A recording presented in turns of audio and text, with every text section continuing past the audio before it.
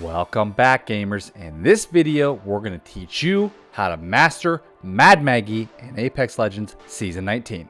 As always, we're going to review this legend, the strengths, the weaknesses, and every tip you need to know to master this legend in Season 19. So with that being said, let's get into it. Just for more credibility, we did all these games this season in Masters to show you you can master her even at the highest level possible. In this video, we're going to run through the earliest games of playing her to the end games to show you the massive amount of improvement we made and the massive playmaking ability she has. At the end, we will recap her on whether you should play her, why you shouldn't play her, and why her pick rate is currently where it's at, which is at 1.9% in all of ranked gameplay. So with that being said, let's just get right into it, boys. Real quick, her abilities, if you didn't know. Her passive is Warlord's Ire. This temporarily highlights enemies you've damaged and you move much faster with a shotgun. Her tactical, the Riot drill, is a drill that can go through the wall. It lasts 9 seconds and does a total of 160 damage if you're dumb enough to stand in front of it. Also noteworthy, this does work on the Trident and it stays on the Trident. So good luck trying to drive that thing while you burn, baby, burn. Then you have the Wrecking Ball, which is either used for like a boost of speed similar to Octane or to disorient the enemies and break doors, etc. Here's a great example of using it, but just missing some key shots there, bud.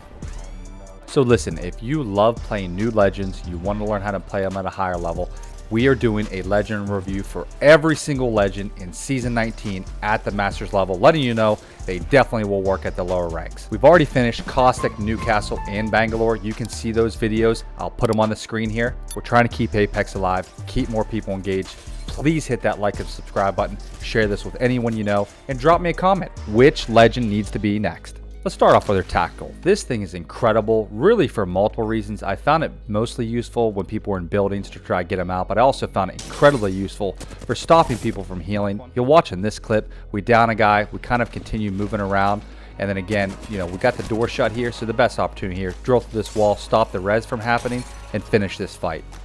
This drill can either be great for predetermining if someone's in a building or if people are in a building to use this thing to get some damage, get them away from the door to get in. When you pair this thing with your ultimate, this is devastating.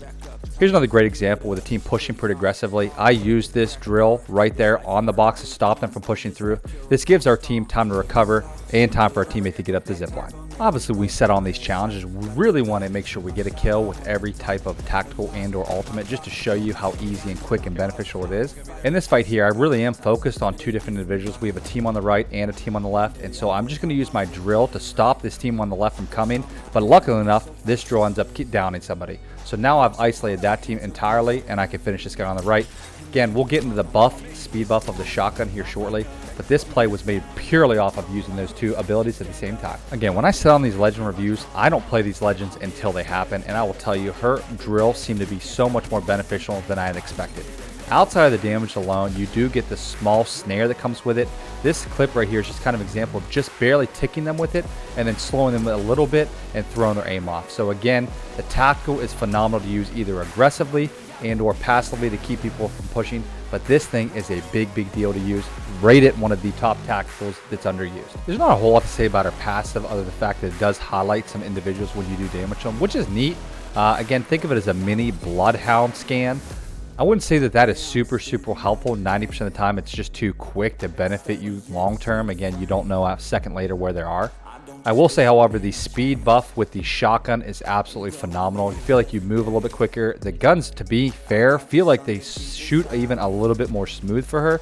Again, this one we missed 2 shots, obviously, but again, I think it's very smooth overall. While the shotgun, again, the speed boost is great. I think the reason typically that her pick rate is so low is because as the ranks go up, these are typically more competitive controller players, and the benefit of a shotgun is not the same as aim assist with any type of SMG.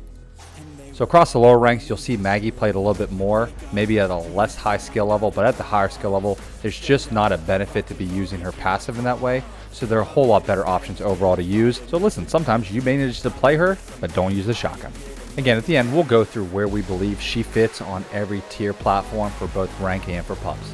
That being said, let's get into her ultimate and then we'll wrap it up with some dope clips that we made by just playing this legend for 100 games. Her ultimate early game doesn't provide as much utility. It's really more like an Octane pad. I would have really liked to test how quick this is compared to getting on a jump tower or taking Octane pad, but it's very quick. The cooldown on it's very short. So again, early game, we really just used it more of a mobility impact versus trying to do any sort of damage or disorientation of enemies. Obviously late game, when people start playing a little bit more passive, they're trying to hold down ground or abilities. This is when this Maggie ball really creates some real disruption. You can see in this clip right here, we use this on a catalyst wall. Now we have access to getting inside there. We've got a ton of nades going through.